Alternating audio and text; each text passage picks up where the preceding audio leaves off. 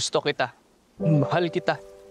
Yun yung punto nung huling tula. Bakit ngayon mo lang sinabi sa akin? Ako si Fidel, composer, musikero. May speech defect ako.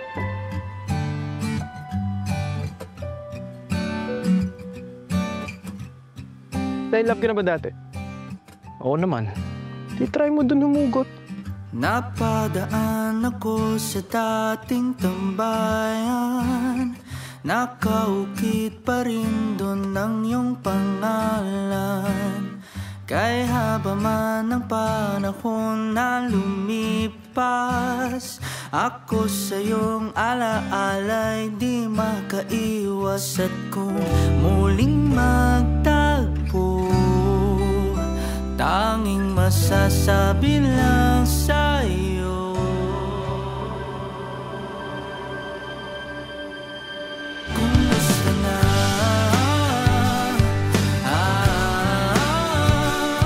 Uy! Pre! Nandito ka pala! Nagkakilala kayo? Ito si Fidel ay isa nga sa pinaka-importanting tao sa buhay ko. Kayo, paano niyo nakilala yung isa't isa? Future girlfriend ko si Stella.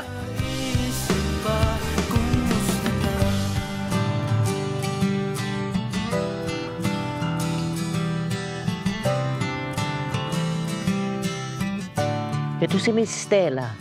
Gusto daw niyang kunin itong ating Baleganaka. Yun lang ba? Sana nag-email ka na lang. Ayaw mag-catch up tayo. Ngayon na tayo nagkita after all these years. Lipstick na itim mong itim mong kay dilim. Kinukubli ang gandang pumiyak sa'kin. Sa lipstick na itim, mga mata ng nilingning, na kahit itago mo'y kumikislap pa rin. Sa lipstick na itim. Eh bakit naman kasi? Ayaw mo nga mahiling kay Stella. Ikaw ang sumulat mong kanta. Call Stella. Alam mo kung ano ang fair, ha? Dapat di ka na pumayag na ligawan kita eh. Ayaw ko na magmahal ulit kasi ayaw ko na masaktan.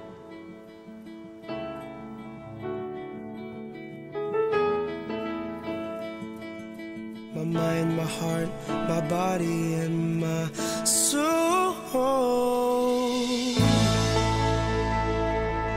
Never Salamat ka sa pagiging bahagi ng growth ko.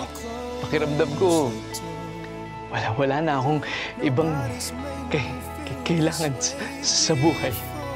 Kahit ako.